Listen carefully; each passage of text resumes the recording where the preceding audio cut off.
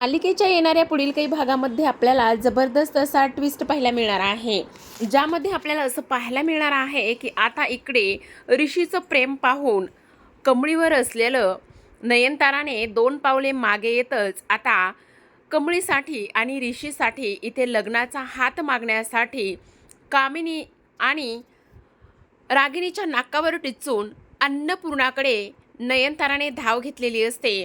का तर फक्त आणि फक्त जेव्हा समजलं जातं की ऋषीचं कमळीवर प्रेम आहे, हे सगळं आपल्याला याच्या ट्विस्टमध्ये पाहायचंय. आता इकडे ऋषीने प्रेमाची कबुली दिलेली असते आणि ही गोष्ट सरूसाठी फार धक्कादायक असते. खरं तर ऋषीसारखा चांगला मुलगा तिच्या मुलीसाठी शोधून सापडणार नाही ही गोष्ट तिला माहिती आहे. पण तरीसुद्धा इथे नयनतारा कशी आहे किंवा तिच्या बाजूने ती बरोबर असली तरीसुद्धा इथे आपल्यासमोर आपल्या मुलीवर प्रेम करणारा मुलगा आहे आणि तो समोर इथे म्हणतोय, प्रेमाची कबुली देतोय, ही गोष्ट तिच्यासाठी खूपच जास्त धक्कादायक असते. आता जेव्हा नयनताराने ह्या गोष्टी ऐकलेल्या असतात तेव्हा नयनताराला फार मोठा धक्का बसतो. नयनतारा आता विचार करते की हे सगळं काय आहे, म्हणजे माझा ऋषी इथे कमळीवर प्रेम करतोय आणि ही गोष्ट मला अजिबात माहिती नाहीये, हे कसं शक्य आहे. आता ह्याच गोष्टीमुळे नयनतारा फार टेन्शनमध्ये असते. रात्रभर बिचाऱ्या नयनताराला झोप येत नसते. ती विचार करून करून आता थक्क झालेली असते. तर इकडे ऋषी म्हणत असतो, खरंच साधना मावशी, आज तुमच्यामुळे पहिल्यांदा तुमच्यामुळे मी स्वतःला सुद्धा ती गोष्ट सांगू शकलो नव्हतो, पण आज तुमच्यामुळे मी त्या प्रेमाची, कमळीवर असलेल्या प्रेमाची कबुली दिली. खरंच आज तुमच्यामुळे ह्या सर्व गोष्टी इथे खऱ्या अर्थाने सिद्ध झाल्यात, खऱ्या ठरल्यात. आता इकडे दुसऱ्या बाजूला नयनतारा जेव्हा खोलीमध्ये विचार करते तेव्हा ती आता खूपच मोठ्या टोकाला जाऊन विचार करत असते. कमळी मला अगोदरपासूनच पसंत नाहीये, तरी सुद्धा ह्या मुलाने तिच्यावर प्रेम केले, मग आता काय करायचं असा विचार ती करत असते. त्याच वेळेला आपण पाहतो दुसऱ्या दिवशी सकाळची वेळ असते. आता नयनतारा म्हणत असते, ऋषी मी असं ऐकलंय की तुझं कमळीवर प्रेम आहे. तेव्हा ऋषी म्हणत असतो, हो तू अगदी बरोबर ऐकलंयस, कारण मला सुद्धा ही गोष्ट आत्ताच समजली. तेव्हा नयनतारा त्याला म्हणत असते, तुझी हिंमत कशी झाली तशा मुलीवर प्रेम करायची. तेव्हा ऋषी म्हणत असतो, तशा म्हणजे कशा, कमळी एक चांगली मुलगी आहे, सर्वसामान्य घरातली आहे, मला ती आवडती, मी तिच्याशिवाय दुसऱ्या कोणत्याही मुलीचा विचार करू शकत नाही. मी लग्न करेल तर फक्त आणि फक्त त्याच मुलीसोबत करेल, असं ऋषीने स्पष्टपणे सांगितलेलं असतं. आता नयनतारा खोलीमध्ये येऊन संजय सोबत हीच गोष्ट ती बोलत असते. ती म्हणत असते, मी कुठेतरी चुकते का, मला कुठेतरी कमी पडल्यासारखं वाटतंय का.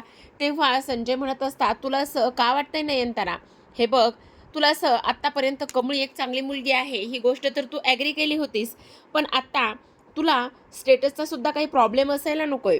त्यावेळेस कमळीचं स्टेटस काही नव्हतं, पण आता तर ती इथे अन्नपूर्णा मॅडमची मोठी नात आहे, मग तुला काय प्रॉब्लेम आहे. हे बघ, ती मुलगी चांगली आहे, हुशार आहे, गुणी आहे, संस्कारी आहे, तिच्या भाषेवर तू जाऊ नकोस आणि काही कर, पण आता ताबडतोब अन्नपूर्णाला फोन कर, असं इकडे आता ते म्हणत असतात. तेव्हा लागलीच आता नयनतारा अन्नपूर्णाला फोन करते आणि म्हणत असते, मला ऋषीसाठी कमळीचा हात पाहिजे, मी उद्या मागणी घालायला रीतसर पद्धतीने तुमच्याकडे येते, असं नयनताराने अन्नपूर्णाला फोन केलेला असतो. अन्नपूर्णा आणि राजन दोघेजण खोलीमध्ये बसलेले असतात. तेव्हा अन्नपूर्णा ह्या सर्व गोष्टी राजनला सांगते आणि म्हणत असते, राजन तू ऐकलंयस ना, हे बघितलंयस ना तू, कशा पद्धतीने ह्या सगळ्या गोष्टी होत आहेत. कमळी आत्ताच आपल्या घरी आपली नात म्हणून आली आहे आणि ती लगेचच आपल्या घरून दूर जाणार का रे, आपल्यापासून ती लांब जाणार का रे. तेव्हा राजन म्हणत असतो, आई तू काळजी करू नको, सगळं काही ठीक होईल, नको काळजी करूस, उद्या नयनतारा येते ना, तर मग बघूया काय होतंय तर, असं म्हणून आता इकडे नयनतारा येणार म्हणून सगळेजण आनंदात असतात. तर आता दुसऱ्या बाजूला इकडे आपण पाहतो की नयनतारा जाण्याची तयारी करत असते. ऋषीला तिने सांगितलेलं असतं, हे बघ ऋषी, मला तुझं सगळं मान्य आहे, तुझं जर कमळीवर खरोखर प्रेम असेल तर मी नकार देणार नाही. आपण आजच्या आज इकडे नयनतारा मॅडमकडे जाणार आहोत आणि लग्नाची रीतसर पद्धतीने मागणी घालणार आहोत, असं ती सांगत असते. तेव्हा इकडे त्याला फार आनंद झालेला असतो. दुसऱ्या दिवशी इकडे आपण पाहतो की अनिकाने नेहमीप्रमाणेच माती खाल्लेली असते. अनिका बोलता बोलता असं बोलून गेलेली असते की इकडे जी काही माझी ग्रॅनी आजी आहे ना, त्याच ग्रॅनी आजीने तुला इथे भांग मिक्स केलं, तुलाच तिने भांग पाजला आहे, आणि त्यामुळे तुझ्यासोबत ह्या सगळ्या गोष्टी झाल्यात. आता आपण पाहतो की कमळी हे सगळं काही कामिनी आजीला विचारत असते. त्याच वेळेला कामिनी म्हणत असते, मी असं काही नाही केलं. तेव्हा आता कमळी म्हणत असते, काय गे चिवचिवाट, तू आत्तापर्यंत हेच बोलत होतीस ना, तू आत्तापर्यंत ह्याच गोष्टी सांगत होतीस ना, की हे सगळं तुझ्या त्या आजीने केलंय म्हणून, मग आता बोल ना. तेव्हा अनिका म्हणत असते, हो मी मान्य करते, हे सगळं ह्या माझ्या आजीनेच केलं आहे. जा, तुला जे काही करायचं आहे ना ते तू कर, मी तुला घाबरत नाहीये, समजलं. असं सुद्धा आता इकडे ती बोलत असते. आता ह्या सगळ्या गोष्टी बोलल्यानंतर आपण पाहतो की सगळ्यांना फार मोठा धक्का बसलेला असतो, की इकडे जी काही कामिनी आहे ती ह्या सगळ्या गोष्टी कशा काय करू शकते. म्हणूनच आता इकडे अन्नपूर्णाने कामिनीचं थोबाड फोडलेलं असतं. दुसऱ्या बाजूला आता इकडे कमळीला मागणी घालण्यासाठी हे सगळेजण निघालेले असतात. नयनताराने, रोहित, त्याचबरोबर राधिका, संजय आणि इकडे जो आपला ऋषी आहे त्याला सुद्धा थांबून ठेवलेलं असतं. सोबत प्राजू सुद्धा असते.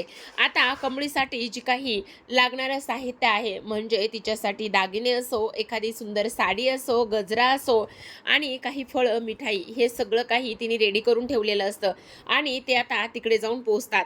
आता तिकडे जाऊन पोहोचल्यानंतर इकडे जो काही रोहित आहे, रोहितला मात्र हे स्थळ मान्य नसतं. कारण राधिकासोबत लग्न केल्यानंतर नयनताराने त्याला किती ऐकवलं आहे ही गोष्ट त्याला चांगलीच माहिती आहे आणि त्यामुळे तो ह्या लग्नासाठी नकार देत असतो. आता राधिका सुद्धा सोबतच निघालेली असते.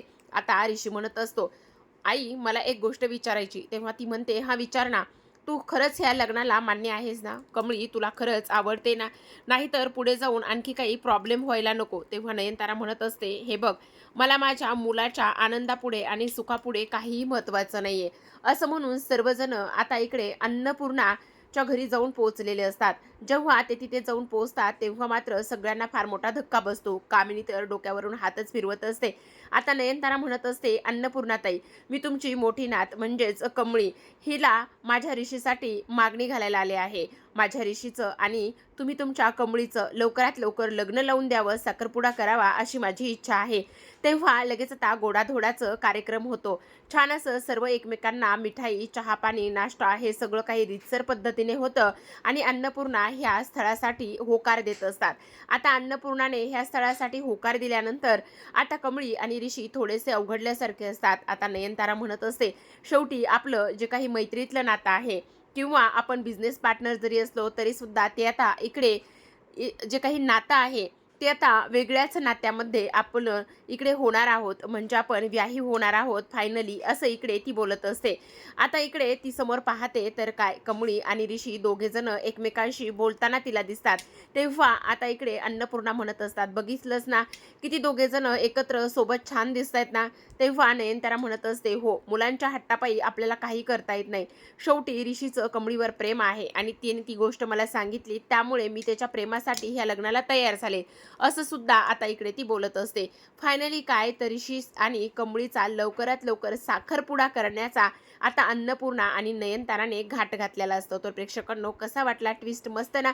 चला मग चॅनलला सबस्क्राईब करा आणि असेच नवनवीन छान छान ट्विस्ट पाहण्यासाठी तयार राहा. भेटूयात पुन्हा एका अशा नवीन ट्विस्ट सोबत. तोपर्यंत धन्यवाद.